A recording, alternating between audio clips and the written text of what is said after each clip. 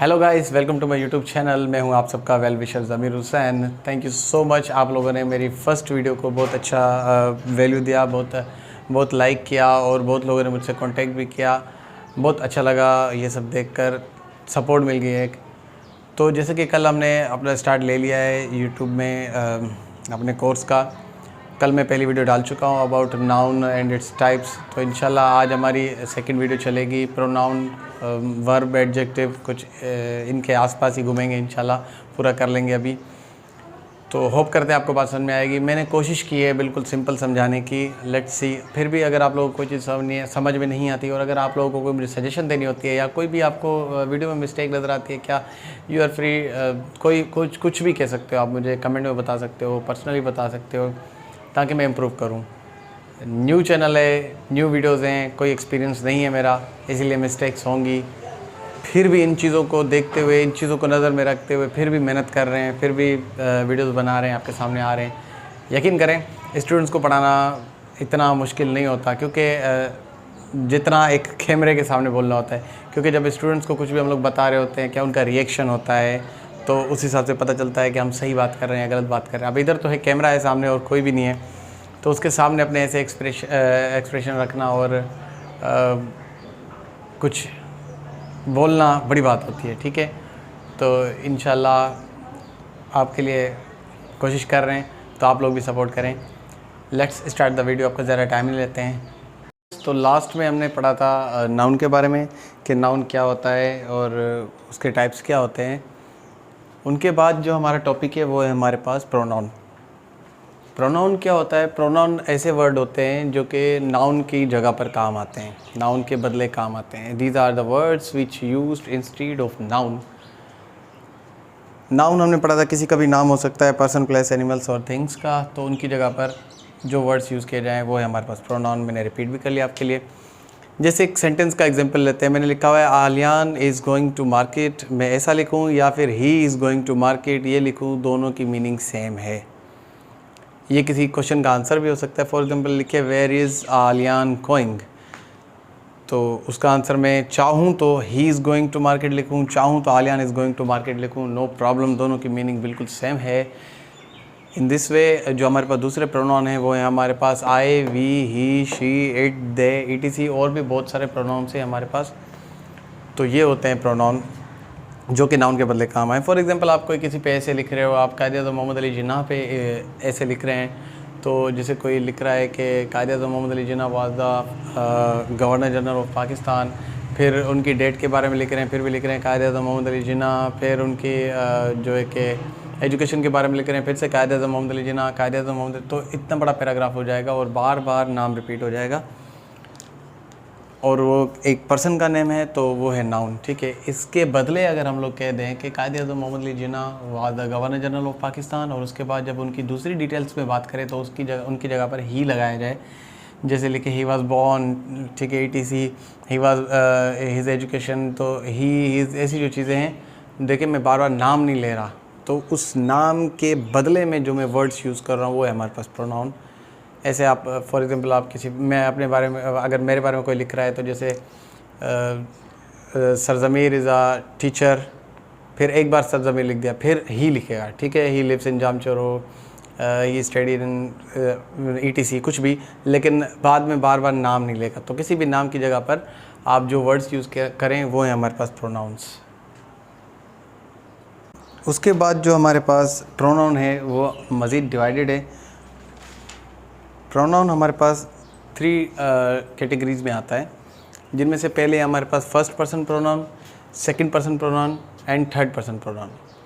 अब ये क्या होते हैं, स्पीकिंग के वक्त इनमें डिवाइडेड होता है प्रोनाउन। जैसे फर्स्ट पर्सन प्रोनाउन जो होता है वो होता है स्पीकर, सेकंड पर्सन प्रोनाउन जो होता है वो होता है listener, and third person pronoun वो होता है जिसके बारे में बात करते हैं। अब फॉर एग्ज़ाम्पल अभी मैं आप लोगों से बात कर रहा हूँ तो मैं हो गया फर्स्ट पर्सन स्पीकर, आप मेरी बात सुन रहे हैं, आप हो गए सेकंड पर्सन जिससे मैं बात कर रहा हूँ। अब अगर मैं और आप मिलकर किसी और के बारे में बात करें तो वो हो गया थर्ड पर्सन। इनका बहुत आगे बहुत रोल है। ठीक है, ये आपको आने चाहिए क्योंकि आगे जो हमारे पास हम लोग जब फर्स्ट टेंसेस पढ़ेंगे तो जब सिंपल टेंस में होगा एस और एस, उनका चक्कर भी समझने के लिए आपको ये ज़रूर आनी चाहिए ये चीज़ें, ठीक है। अब फर्स्ट पर्सन में हमारे पास आई आ जाता है, वी आ जाता है, मी आ जाता है, माई सेल्फ आ जाता है, ETC, ठीक है। सेकेंड पर्सन में यू हो सकता है, यूर हो सकता है, यूर सेल्फ हो सकता है, तो सेकेंड वो चीज़ें हो सकती है, ठीक है। थर्ड पर्सन में क्या क्या चीज़ें हो सकती हैं, ही, शी, इट और किसी का नाम, सिंगुलर नेम, ठीक है। लेकिन अगर दो बंदों के नाम हैं, जैसे कि हम लोग ले रहे हैं ज़मीर एंड आसिफ, तो ये दो बन गए, ये सिंगुलर नहीं हो गया, ये प्लूरल हो गया, तो वो थर्ड पर्सन नहीं कहलाएगा। बहरहाल मैं जो भी बात करें, चाहे आपसे कोई, अगर आप किसी से बात कर रहे हो तो आप हो गए फर्स्ट पर्सन, लेकिन अगर कोई सामने वाला बंदा आपसे बात कर रहा है तो वो हो गया फर्स्ट पर्सन, आप सुन रहे हो इसलिए आप हो गए सेकंड पर्सन। आप थर्ड अपने किसी दूसरे तीसरे फ्रेंड की बात कर रहे हो, जो कि वहाँ पर है या नहीं है वो दूसरी बात है, लेकिन अगर आप तीसरे बंदे की बात कर रहे हो वो हो गया थर्ड पर्सन। प्रोनाउन तीन कैटेगरीज में, इन तीन कैटेगरीज में डिवाइडेड है। उसके बाद जो हमारे पास पार्ट ऑफ स्पीच है वो है हमारे पास एडजेक्टिव। एडजेक्टिव ऐसे वर्ड्स होते हैं, ऐसी चीज़ें होती हैं, ऐसे वर्ड्स होते हैं जो कि यूज़ किए जाते हैं नाउन की मीनिंग को बढ़ाने के लिए, उसकी मीनिंग में कोई ना कोई चीज़ ऐड करने के लिए। It is used to add something in the meaning of noun. आप देखेंगे, अभी हम लोग कुछ एग्जाम्पल मैंने लिखे हुए हैं, इनका क्या है असर देखेंगे कैसे पड़ रहा है। सिंपल सा सेंटेंस मैंने लिखा हुआ है, दिस इज़ अ कार। इधर हमारे पास जो नाउन है वो है हमारे पास कार। सिंपल सेंटेंस है। इसी सेंटेंस को मैंने मॉडिफाई करके लिखा है, this is a beautiful car.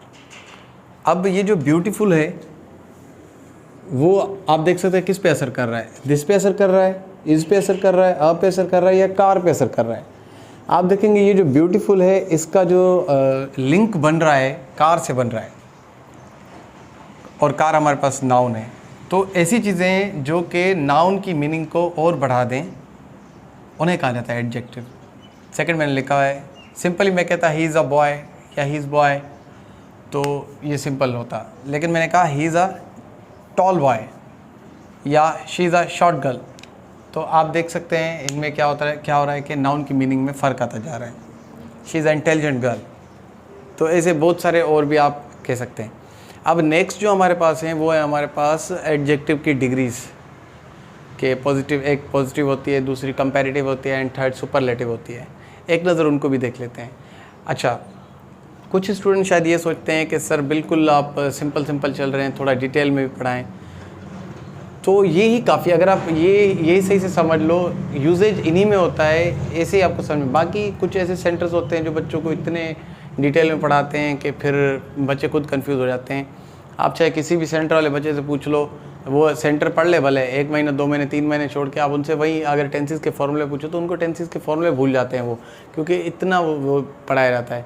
बहरहाल मैं इस चीज़ पे बिलीव करता हूँ, आपको अगर इंग्लिश सीखनी है, आपको अगर इंग्लिश बोलनी है तो प्रैक्टिस किया करें और ये चीज़ें सीख लें आप कि कहाँ कौन सी चीज़ यूज़ होती है, कौन सा वर्ड क्या होता है। उसके बाद जब तक आप इंग्लिश प्रैक्टिस नहीं करते तब तक आपकी इंग्लिश फजूल है। तो आप अपने कज़न से, ब्रदर्स से, सिस्टर्स से, फ्रेंड्स से बात किया करो इंग्लिश में, तो देखो आपको इंशाल्लाह बहुत फ़ायदा होगा। अब बात करते हैं एडजेक्टिव की डिग्रीज़ के बारे में। नंबर फर्स्ट जो डिग्री हमारे पास आती है वो हमारे पास positive, second comparative and third superlative. Simply मैंने 3 वर्ड्स लिखे हैं, जैसे कि एक बिग मैंने वर्ड ले लिया, तो जो बिग वर्ड है वो है हमारे पास एक पॉजिटिव डिग्री है, ठीक है, एडजेक्टिव की। कंपैरेटिव वर्ड निकला कंपेयर से। आप सबको पता है कंपेयर का मतलब क्या होता है, कंपेयरिंग का मतलब क्या होता है, कंपेयर करते हैं 2 चीज़ों को आपस में या 3 चीज़ों को आपस में। तो बिग के कंपेयर में क्या आ जाता है, बिगर। फॉर एग्जांपल मेरे पास 2 बॉक्स हैं, एक वाइट बॉक्स है, एक ब्लैक बॉक्स है। ब्लैक बॉक्स थोड़ा ज़्यादा बड़ा है, तो मैं क्या कहूँगा, black box is bigger than white box. तो देखो दोनों में क्या आ गई, कंपैरिजन आ गई, तो दूसरी डिग्री लग गई। इसी same way, in this same way जब सुपरलेटिव की बात आती है, अच्छा सुपरलेटिव डिग्री तब यूज़ की जाती है जब सपोज़ करें कि फाइनल की बात होती है, एक विनर, एक फाइनल डिक्लेयर हो जाता है कि भाई इससे ज़्यादा कुछ भी नहीं है। अब फॉर एग्जांपल एक चीज़ बिग है, दूसरी चीज़ उससे बिगर है, एंड इन दोनों चीज़ों से एक चीज़ बिगेस्ट है, तो वो होगी सुपरलेटिव। एग्जांपल ऐसे ही है, और आप बहुत सारी चीज़ें ले सकते हैं पॉजिटिव, कंपैरेटिव एंड सुपरलेटिव में, और भी बहुत सारे एग्जांपल्स है, बट ये बहुत सिंपल हैं, तो आप ज़्यादा देख सकते हैं। आज का जो लास्ट टॉपिक है हमारे पास वो है वर्ब। अब वर्ब जो होता है वो आप सिंपली दो तरीक़ों में कह सकते हो, ठीक है। आप चाहें तो वर्ब को एनी एक्शन कह सकते हैं, या फिर आप कह सकते हैं a word which show any kind of action, कोई ऐसा वर्ड जो कि किसी किस्म की एक्शन शो कर रहा हो। अच्छा, टेंसेस में एक और किस्म के वर्ब्स यूज़ होते हैं जो कि हेल्पिंग वर्ब कहलाते हैं, वो अलग चीज़ है, वो आगे हम लोग टेंसेस में पढ़ेंगे। पहले पार्ट्स ऑफ स्पीच पूरे करने दीजिए। तो जैसे वर्ब्स कोई भी एक्शन हो सकता है, ईटिंग हो सकता है, रीडिंग हो सकता है, राइटिंग हो सकता है, वॉकिंग, टॉकिंग, क्राइंग, और भी बहुत सारी चीज़ें हो सकती है, ठीक है। आपके पास लिसनिंग हो सकता है, ड्रिंकिंग हो सकता है, सिटिंग हो सकता है, गोइंग हो सकता है। तो कोई भी एक्शन, कोई भी काम जो कि जो एक्शन हो, कोई भी काम हो, तो वो हमारे पास वर्ब कहलाता है।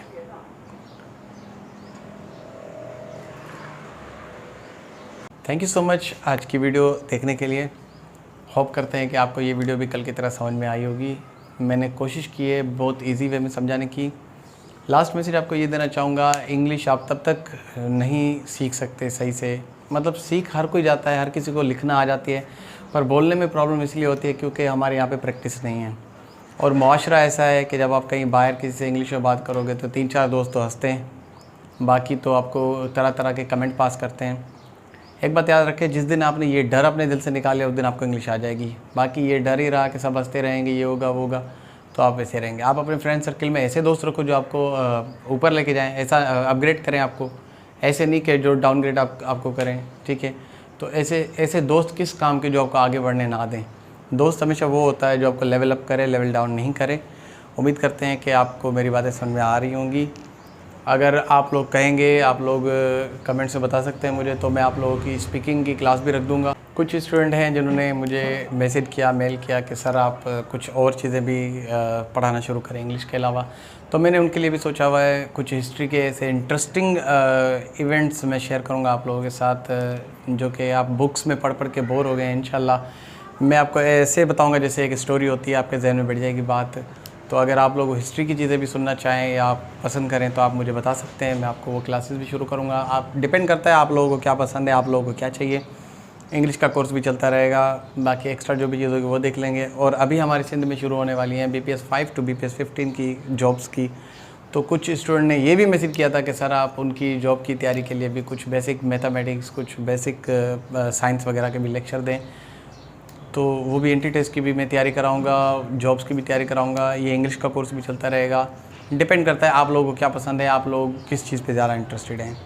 तो मेरे साथ रहिए, इंशाल्लाह एंड तक जर्नी कंप्लीट करेंगे।